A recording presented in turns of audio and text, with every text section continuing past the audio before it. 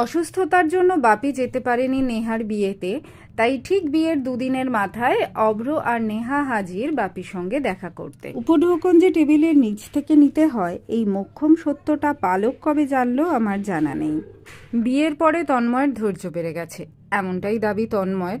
দেরি না করে জীবনের মণিমুক্ত থেকে ঝাড়াই বাছাই করা বেশ কিছু টিপস অভ্রকে দিয়ে দিল তন্ময়। একটা জিনিস হবে বিয়ের পর, সেটা হচ্ছে যে ধৈর্যটা প্রচুর বেড়ে যায় ছেলেদের, প্রচুর ধৈর্য বেড়ে যায়, মানে পেশেন্সটা আলটিমেট লেভেলে চলে যায়। বলছে ও আর্গুমেন্টে লজিক দিয়ে কথা বলে, ভুল করে না। সমস্যা এটা আমার একটা সমস্যা এটা। আর্গুমেন্টের সময় লজিক আনাটা হচ্ছে লাইক দরকার। আমার অফিসে প্রচন্ড স্ট্রেস হচ্ছে, এবার ধরো আমি বললাম যে অফিসে স্ট্রেস হচ্ছে, তাহলে দেখো যদি if you can change the job or like do this or start something.